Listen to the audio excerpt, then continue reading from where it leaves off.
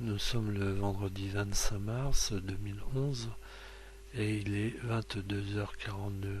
Aussi, j'ai pris une décision ce soir de vous parler un petit peu de ce qui me tient beaucoup à cœur, c'est-à-dire le rosaire qui est composé de 150 petits grains, 15 dizaines, et chaque dizaine représente un mystère.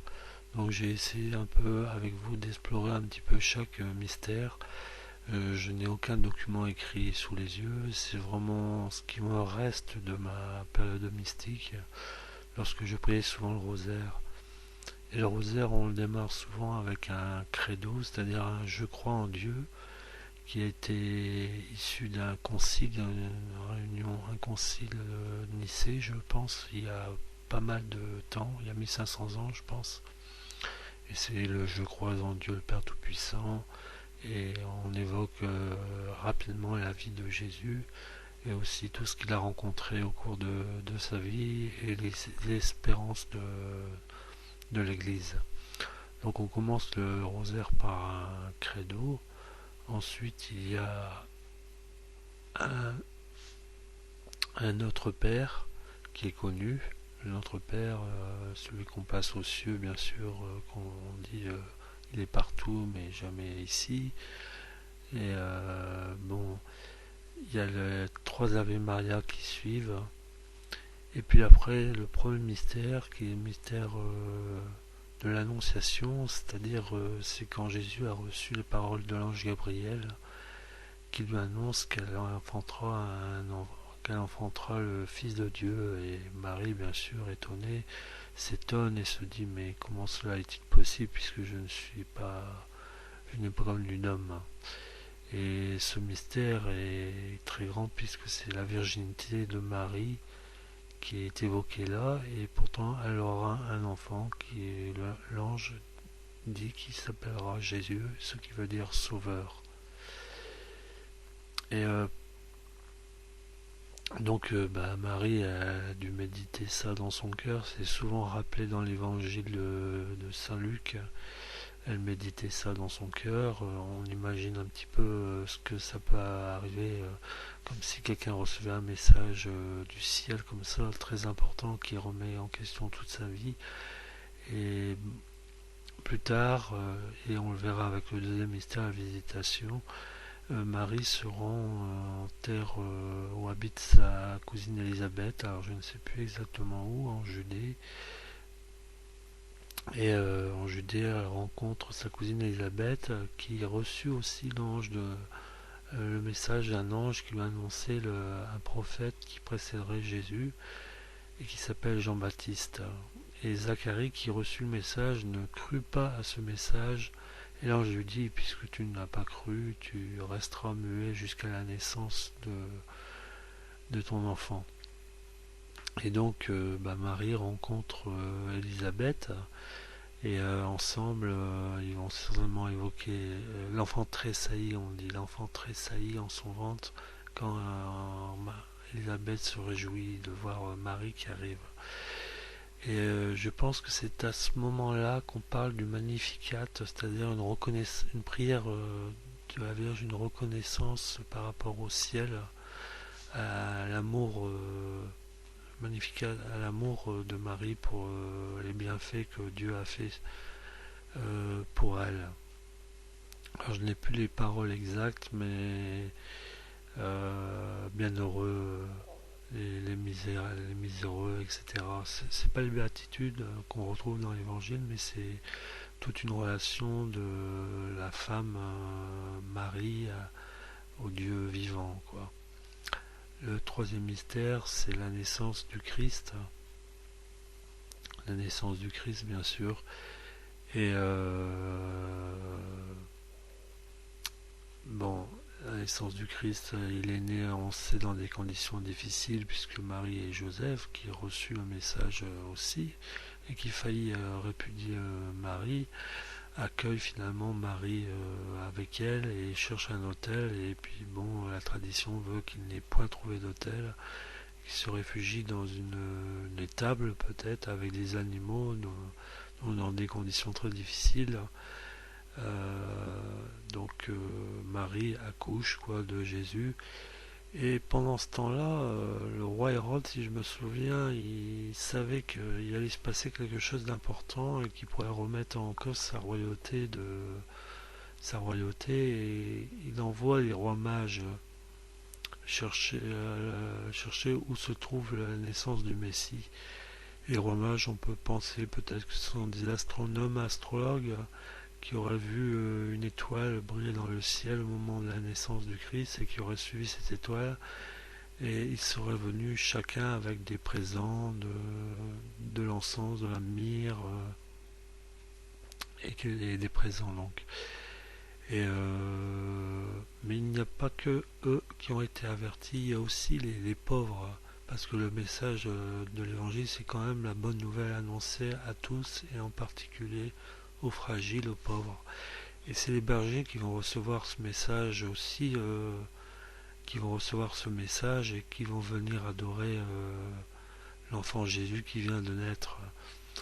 Alors pour nous, hommes du 21e siècle, c'est très difficile de concevoir une histoire ainsi. On pense que ça ressemble beaucoup plus à une légende, à quelque chose qui a été fabriqué de toutes pièces. Et n'en est rien. En fait, c'est certainement la vérité. Et on pense même que Jésus n'est pas né en l'an 0, en l'an 1, comme on pourrait croire, mais d'après des études, il serait né moins 6 ans avant son propre calendrier. Donc le Christ aurait déjà plus de 2017 ans, quoi. Et donc après l'Annonciation, Marie donc vit avec Joseph, et suivant la loi de Moïse, ils vont présenter, et c'est le quatrième mystère, la présentation au temple, ils vont présenter l'enfant Jésus au temple. Alors l'enfant est circoncis selon la loi juive, et il y a si je me rappelle, on ramène 2 colombes qui symbolisent la paix. On le retrouvera plus tard aussi dans l'évangile avec lorsque Jean-Baptiste reconnaîtra le Christ, une colombe de paix, quoi. Alors où j'en étais, la présentation au temple. Donc Jésus, on ne connaît pas bien sa vie de jeune homme, et c'est toute l'évocation du 5e mystère joyeux qui est la vie cachée de Jésus.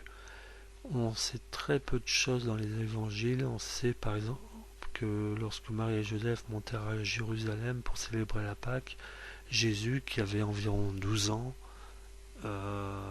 se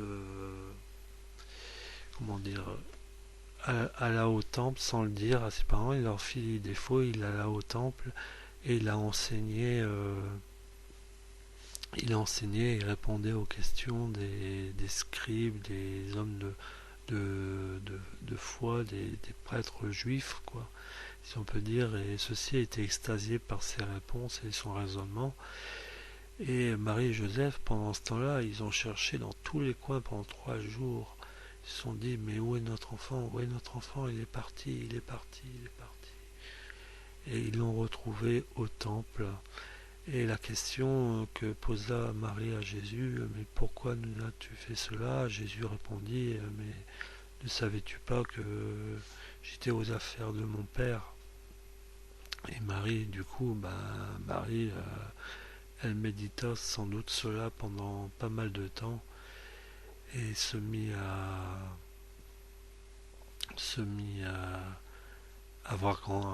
éduquer Jésus. Dans le film La Passion du Christ, je crois, de Mel Gibson, on voit des belles images où Jésus fabrique une chaise, ou je sais plus, j'ai des images comme ça qui me reviennent. Et donc le 5e mystère, la vie cachée de Jésus, on sait que cela, après on peut imaginer qu'il a grandi comme un enfant surdoué, si on peut dire un petit peu. Il a travaillé les Écritures, et sa vie publique débutera donc avec dans l'évangile de Luc, je crois, Ce sont les noces de Cana où Jésus est invité aux noces et il fera son premier miracle, mais un petit peu sous l'impulsion de Marie qui lui demandera de changer l'eau en vin. Et Jésus répondra, mais mon heure n'est pas venue. Mais apparemment son heure était bien venue. Il était temps qu'il manifeste un petit peu ce qu'il était venu faire sur terre, sauver les hommes. Parce que les 5 mystères qui suivent sont les mystères douloureux. Et de passer des mystères joyeux, c'est-à-dire de la vie cachée de Jésus, jusqu'au jardin des Oliviers où Jésus souffre la passion avant de connaître la croix.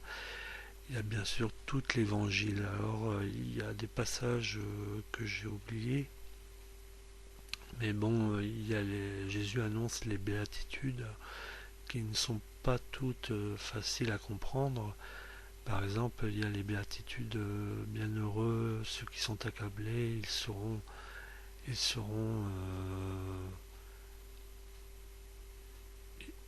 seront consolés. Et on a du mal à concevoir comme une auto-punition, quoi. Tiens, on est accablé, on sera consolé, mais c'est peut-être une vision, ce qu'on appelle d'un mot savant l'eschatologie, c'est-à-dire c'est après cette vie, ou alors c'est oui, je souffre, je l'accepte, c'est ainsi, et je sais que celui que j'aime, qui est mon Dieu, me sauvera. C'est un petit peu comme ça qu'on peut comprendre. Après, il y a les béatitudes beaucoup plus simples à comprendre, bienheureux ceux qui sont là, ça m'échappe. Enfin, il y en a 8 ou 9 bienheureux, ceux qui seront persécutés, ils seront sauvés. Bienheureux, ceux qui pleurent, ils seront consolés. Et puis les béatitudes, et puis après, bon, il y a beaucoup de choses dans l'évangile qu'on peut évoquer. Il y a une parabole que j'aime beaucoup, c'est le jeune homme riche qui vient voir Jésus et qui lui demande, mais que dois-je faire pour avoir la vie éternelle? Et Jésus lui répond, mais tu sais ce que tu dois faire. Mais il rajoute, il te manque quelque chose. Vends tout ce que tu as, donne-le aux pauvres et viens et suis-moi.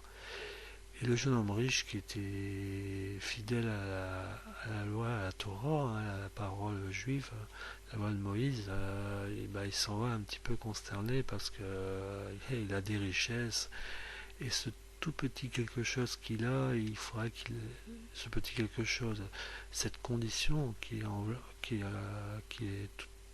la possession matérielle, Jésus dit, il faut t'en séparer pour être complètement avec moi sur le chemin de la foi. Et donc il y a cette parabole du jeune homme riche. Ouais. Alors il y a beaucoup de choses dans l'évangile et je pense à une parabole qui est très jolie aussi, c'est la parabole du semeur. Jésus explique que les grains, que celui qui met les grains sur les rochers ou dans les ronces ou dans la terre produisent plus ou moins du fruit, c'est-à-dire qu'il y a des moments, la parole, on l'a bien dans le cœur, elle produit bien du fruit, elle est enracinée en l'être humain de manière très profonde. Et puis il y a quelquefois la parole qui ne fait que passer, elle effleure le cœur de l'homme, comme si elle n'arrivait pas à le marquer, et elle est un petit peu dans les ronds, c'est-à-dire on l'entend, et puis les plaisirs, les loisirs du monde, la vie qui passe, et hop, on oublie très vite la parole. D'où l'intérêt à tous ceux qui sont proches de Jésus, et même à tous nos frères musulmans et bouddhistes, et même de toute confession religieuse ou philosophique, c'est de revenir toujours aux sources, c'est-à-dire à un support comme la Bible, qui est très important. C'est comme le fer qu'on met dans le fer que va travailler le forgeron, il a besoin d'être mis au charbon bien souvent. Et si on ne le fait pas, très vite il se refroidit, et c'est la même chose pour la foi. L'important c'est de vraiment mettre sa foi à l'épreuve, bien sûr, mais aussi en s'enraciner dans la Bible, ce que je ne fais plus très souvent, et ce soir c'est un petit peu un exercice de style, parce que des choses me remontent, peut-être à l'approche du mariage avec Nathalie, mais bon, c'est un engagement important par rapport au Christ de s'alimenter sans arrêt auprès de la Bible, de l'ouvrir bien souvent et de méditer, comme je le disais tout à l'heure avec les mystères joyeux, la parole de Dieu. Donc il y a la parabole des talents aussi qui est merveilleuse et qui est difficile aussi à comprendre. C'est-à-dire Jésus dit en gros à quelqu'un, bon, à toi je te donnerai 10 talents, à toi 5 et à toi un, et celui qui a 10 talents, il dit je les ai fait fructifier, maintenant j'en ai 20, et Jésus lui dit tu sais très bien que tu es un bon serviteur et je t'établirai sur de nombreuses villes. Celui qui a 5 l'a fait fructifier également, Jésus le félicite et il l'établira aussi sur des royaumes, etc. Et puis celui qui a un talent, il lui dit j'ai eu peur et je l'ai enterré. Et Jésus lui dit mauvais serviteur, va-t'en, tu n'auras rien. Et il rajoute aussi même on prendra même à celui qui n'a rien. Ça, c'est difficile à comprendre. Je crois qu'il y a un père de l'église qui a expliqué cela comme si cette gratuité qu'on t'enlevait, on n'enlève pas du néant, mais la gratuité, c'est la parole qui t'est donnée. Et même cette parole, tu ne la entendras plus, tu ne la recevras plus, et on te l'enlèvera. C'est quelque chose qui t'a été donné gratuitement, et tu ne l'as pas écouté, et donc on te l'enlèvera en gros. Bon, alors dans l'évangile, il y a beaucoup de choses, hein, il y a énormément de choses pour aborder les mystères douloureux. Et avant d'arriver au jardin des Oliviers, il s'en est passé beaucoup de choses. Il y a eu des pêches miraculeuses avec des chiffres. Je me souviens d'un chiffre d'une pêche miraculeuse où il y avait 153 poissons, ce qui est curieux. Ça correspond à peu près à 5 mois. On a rapproché ça dans des apparitions à Fatima entre le 13, 13 mai 13 octobre où il y aurait 153 jours. Enfin, les adeptes de la numérologie dont j'ai fait partie ont laissé tomber tous ces trucs-là. Mais il y a beaucoup de chiffres qui sont importants dans l'évangile. Et notamment, et c'est celui qu'on vit actuellement, c'est une période de carême, c'est une période qui remet au goût du jour, enfin qui remet pas au goût du jour, mais qui rappelle aux chrétiens que pendant 40 jours, Jésus a été au désert et qu'il a été soumis à la tentation et les 3 tentations du diable sur le comment dire l'orgueil de posséder, de l'orgueil du pouvoir, l'orgueil du savoir. Et Jésus répondra avec justesse à toutes les sollicitations du diable pour que celui-ci s'enfuit. Et finalement, il sort victorieux après ces 40 jours. Et c'est un petit peu ce qu'on vit pendant le carême. On demande un petit peu eh ben de faire un effort sur quelque chose. Ça peut être un effort très simple qui a été demandé longtemps aux hommes et aux femmes pieux, de s'abstenir de manger certains jours, notamment le vendredi, ou alors de manger très très peu, notamment du poisson, et le vendredi. Mais dans nos mondes modernes et occidentaux, ultra industrialisés, on peut demander aussi de savoir s'abstenir un peu de fréquenter trop souvent l'internet, les jeux vidéo, la télévision, les spectacles qui n'ont pas beaucoup de profondeur, ou on peut faire même la grève de l'information. Mais ce qu'on doit renforcer, c'est certainement la prière et de la faire le plus possible d'une manière constante. Et ce soir, en vous disant tout cela, j'espère m'endormir dans 1 heure, disons, puisqu'il est déjà 23h02, de m'endormir avec l'espoir comment dire, de réussir à prier un bon temps. Donc voilà, l'évangile, il y a beaucoup de choses. Il y a aussi, au début de l'évangile, bien sûr, Jésus qui choisit ses disciples. Et c'est assez curieux les manières dont ceux-ci suivent le Christ, comme si, rien que dans sa voix et certainement dans son regard, ils ont perçu que c'était le Fils de Dieu. Matthieu, suis-moi. Et Matthieu était un collecteur d'impôts et il laisse tout sur le champ et il suit Jésus. Et Pierre, qui était un pêcheur, sera aussi appelé avec son frère, je crois que son frère Jean, il y a beaucoup de gens, mais je crois qu'il y a un frère qui s'appelle Jacques ou Jean, je me souviens plus.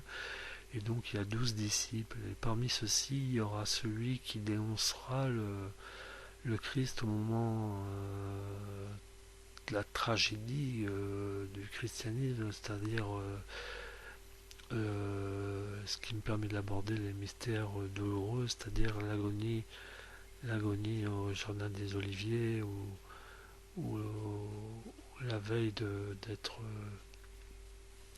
disons, Jésus a institué la veille le jeudi saint l'Eucharistie, c'est-à-dire qu'il a pris le pain et le vin et a consacré le pain et le vin comme sa présence au milieu des hommes, et quelque chose que sans doute les apôtres ne pouvaient pas comprendre sur le coup, mais que plus tard l'Église reprendra comme un signe important que l'hostie et le vin sont des espèces naturelles qu'on retrouve partout dans la civilisation, mais qui célébrées dans une église confèrent au sacré et à la présence de Dieu en soi.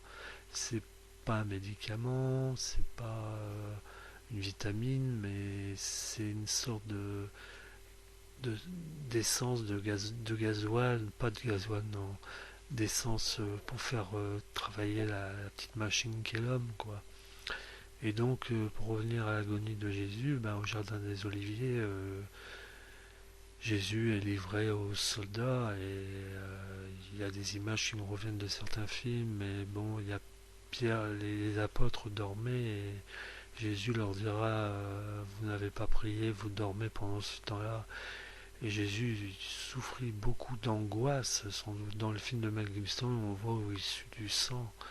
Il souffrit beaucoup, et à l'agonie au Jardin des Oliviers, ben, Jésus est donc livré aux soldats, et ceux-ci le conduiront le lendemain auprès de Pilate et de Hérode, qui chacun se renverront la balle et se laveront les mains de toute condamnation du Christ pour Hérode ou Pilate, je ne sais plus lequel. Jésus n'a pas commis de crime, pourquoi serait-il condamné? Et finalement, Jésus sera présenté à la foule, et on demandera de choisir entre lui et un condamné, un meurtrier sans doute, Barabbas, et le peuple qui l'acclamait les quelques jours auparavant. Et ben, ce peuple demandera la délivrance de Barabbas par rapport à Jésus qui sera condamné. Et donc la condamnation, elle se passe dans un dialogue, mais où il y a des silences de Jésus. Quelle est la vérité, demandera Pilate. Jésus ne répondra pas. C'est sa présence même qui est signe de vérité. Et dans un deuxième mystère douloureux, donc c'est les épreuves qui atteignent Jésus, et notamment la flagellation. Donc Jésus sera flagellé, on voit des images aussi dans certains films, flagellé jusqu'au sang. Et donc on se dit ça va être absolument terrible, les souffrances qu'il endure, parce qu'il est abandonné de tous. Les apôtres seront tous partis. Il y aura sans doute des femmes qui seront plus proches de lui, notamment sa mère Marie, dont on ne sait pas si elle est d'ailleurs à l'Eucharistie qui était instituée le jeudi saint, mais elle est sans doute là près de son fils qui est en train de souffrir le martyre et qui doit accomplir sa mission, quoi. Et donc le mystère de la flagellation, et donc il est là, quoi. Jésus est flagellé comme un voleur. Troisième mystère, c'est quand Et ben c'est terrible, c'est le couronnement d'épines, car les chefs religieux se sont beaucoup moqués de la royauté du Christ, mais le Christ est roi. Et d'ailleurs, il y a quelque chose d'étrange parce que sur la croix, on aura mis un panneau Jésus, roi des Juifs. Et Pilate ou Hérode avait dit non, il fallait mettre celui-ci dit qu'il est le roi des Juifs. Et finalement, des crucifiés, il y en a eu beaucoup, beaucoup en ce temps-là. Et Jésus, il aura donc ce petit panneau au-dessus de la croix, Jésus, roi des Juifs. Et donc la couronne d'épines, eh ben, c'est pas pour se moquer, c'est bien plus important que ça, c'est pour crucifier le fait qu'il a blasphémé parce qu'il se dit roi des Juifs, et les prêtres, ceux qui ont la détention du pouvoir religieux, le condamneront certainement pour ce dit blasphème, car personne ne peut se faire Dieu, mais nous, croyants, chrétiens et catholiques en particulier, pensons que Jésus-Christ est le Fils de Dieu. C'est une question qui reviendra souvent aussi, qui reviendra dans les évangiles où Jésus posera à ses apôtres, mais pour vous, qui suis-je? Et Pierre, qui est tenace, dur même, dira, tu es le Fils de Dieu. Et Jésus lui dira, surtout ne le répète pas, tu le diras plus tard. Alors Jésus reçoit la couronne d'épines et donc sa royauté est bafouée et vue comme un blasphème et il est condamné. Et le quatrième mystère douloureux, c'est le portement de la croix. Jésus va porter son propre instrument de crucifixion, quoi, la croix.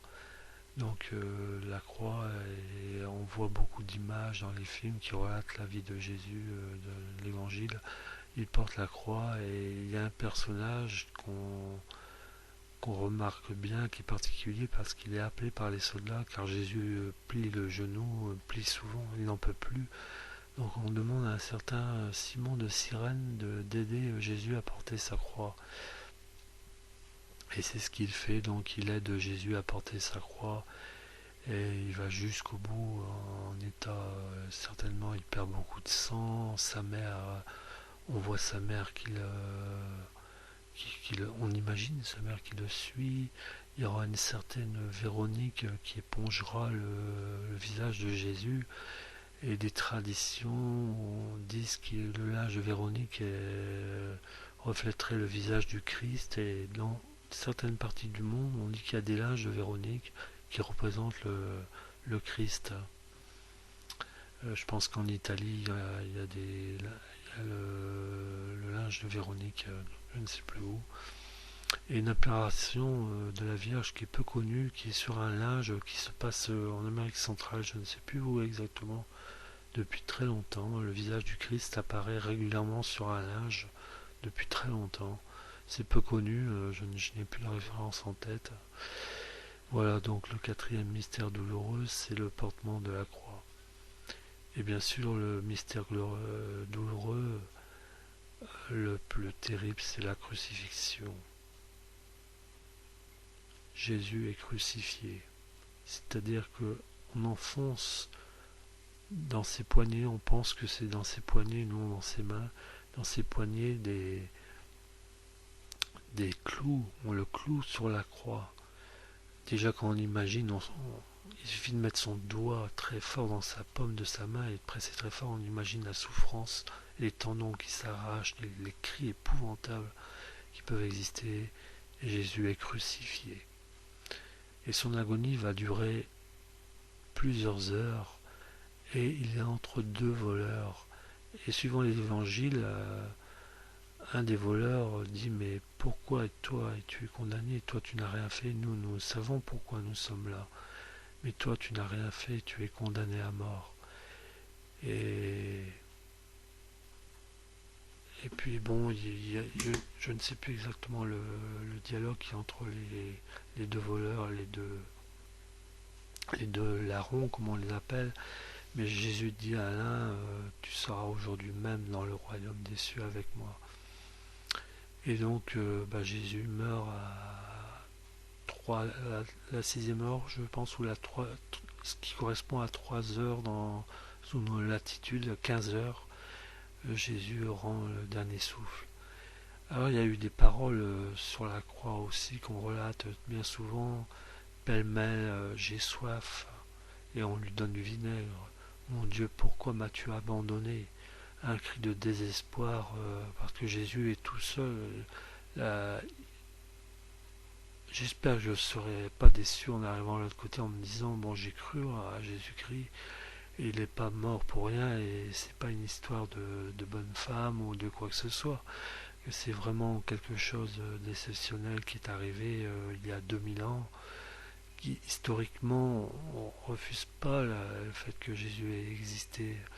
Mais plus les années vont passer, plus la science va se développer, plus on va se dire oui, tout ça c'était une belle histoire qui a été inventée pour les hommes de ce temps-là. Mais historiquement, il existe très peu de témoignages hors des évangiles. Je crois qu'il y a un certain Flavius Joseph, un historien romain, qui relate la crucifixion d'un Jésus, parce qu'il y en a beaucoup de crucifiés, même d'autres Jésus, mais il relate particulièrement cette crucifixion-là de Jésus-Christ. Et Jésus meurt. Mon Dieu, je remets mon esprit entre tes mains.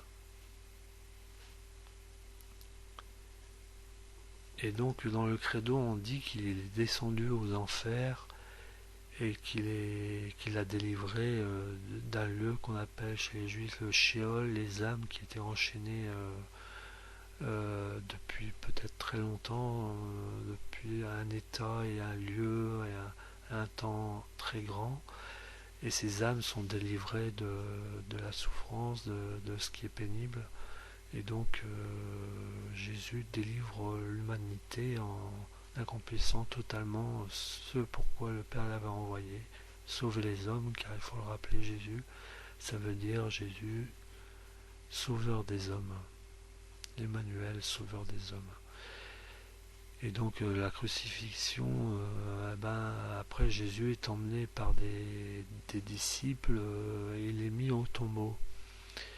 Et au tombeau, les femmes, certaines femmes s'y rendent un matin et c'est le dernier, les mystères glorieux. Donc les mystères glorieux, ce sont les mystères comme la résurrection. Avant de ressusciter, les femmes se sont d'abord rendues au tombeau pour voir, sans doute pour se recueillir, et puis elles reviennent tout affolées auprès des apôtres en disant la pierre a bougé, il n'y a plus rien dans le tombeau, Jésus n'est plus là, qui l'a enlevé?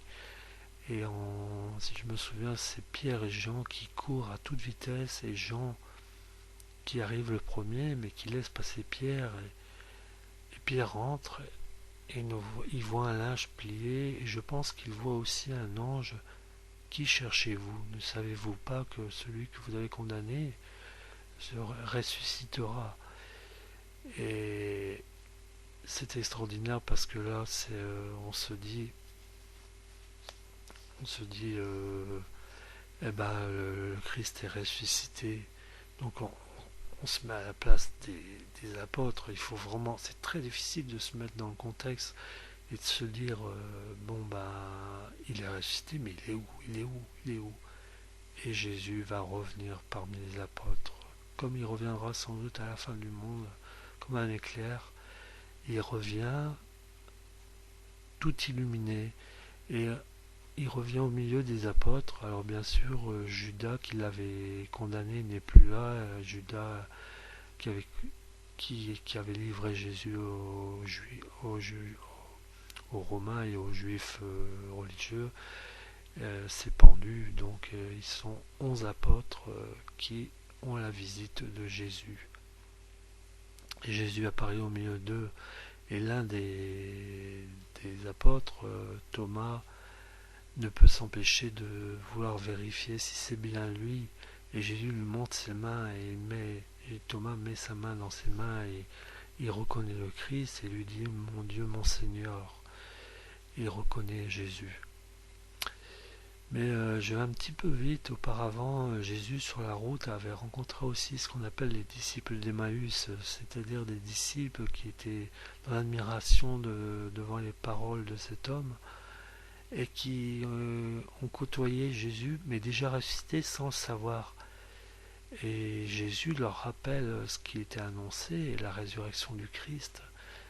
Et finalement, ils finissent par reconnaître le Christ qui est ressuscité. Et on dit qu'il y a, si je me rappelle, 500 personnes qui ont reconnu le Christ ressuscité. Et ce qui m'amène, Jésus est resté un petit moment avec ses apôtres, il les a enseignés, il les a, il y a plein de mots pour le dire, certifiés, confirmés, complètement mis en confiance en leur disant voyez, j'ai été condamné à mort, je suis mort, je suis ressuscité, comme moi-même j'ai ressuscité Lazare et d'autres personnes qui sont relatées dans l'évangile. Et donc tout doucement, Jésus va finalement quitter les apôtres. C'est le deuxième mystère glorieux, l'ascension. Il est élevé au ciel et il s'en va tout droit quoi, vers le ciel. Il est élevé dans les cieux. Et la mission des apôtres, ça sera bien sûr d'annoncer la bonne nouvelle au monde entier. Et les premières communautés vont se créer autour des apôtres. Il y aura un nouveau 12e apôtre qui sera désigné au hasard. Je ne sais plus si c'est Philippe ou ça va être Philippe, un certain Philippe qui est tiré au sort. Et puis le Christ avait annoncé qu'il enverrait une force venue du ciel. Et c'est le troisième mystère glorieux, c'est la Pentecôte. Et la Pentecôte, c'est le mystère. C'est l'envoi de l'Esprit Saint sur les apôtres qui se mettront à parler en toute langue, ce qui provoquera l'étonnement et l'adhésion aussi de beaucoup de gens à l'enseignement du Christ. Et les deux derniers mystères glorieux, ils sont essentiellement consacrés à la Vierge Marie, parce que j'en ai pas parlé beaucoup, mais on suppose que Marie a beaucoup cheminé avec Jésus, elle a beaucoup appris bien sûr, et elle est consacrée comme la mère de Jésus, mais aussi à une double maternité, c'est-à-dire la maternité de tous les hommes. Et ça m'échappe un petit peu, le quatrième mystère, c'est la Vierge couronnée, quoi. Non, c'est d'abord l'Assomption, voilà, la Vierge qui est élevée au ciel comme Jésus a été élevé. Donc la Vierge est élevée au ciel comme Jésus est parti. Elle est consacrée comme Mère de Dieu et elle va marquer beaucoup l'histoire et elle marque encore beaucoup l'histoire, je veux le croire. On parle beaucoup d'apparitions de la Vierge Marie. C'est fort peu médiatisé, mais il y en a énormément actuellement dans de nombreux pays. Les plus connus actuellement sont à Medjugorje en Croatie. Depuis 30 ans, la Vierge apparaît là-bas régulièrement. C'est une fois par mois, il y a un message qui est délivré. C'est un petit aparté, mais bon, la Vierge a un rôle très très important de médiatrice, de co-rédemptrice. Et l'Assomption, c'est l'ascension en fait de la Vierge Marie. Et le dernier mystère glorieux, c'est le couronnement de Marie. Donc Marie, elle est définitivement consacrée mère de Dieu et mère des hommes.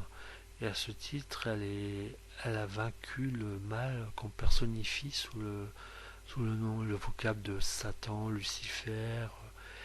Et elle l'a sous les pieds. On représente souvent Marie qui écrase le serpent qui avait confondu Adam et Ève au début de la Bible en faisant croire à Adam et Ève qu'ils deviendraient des dieux. Et Marie, elle rétablit la royauté du Christ à jamais sur le monde.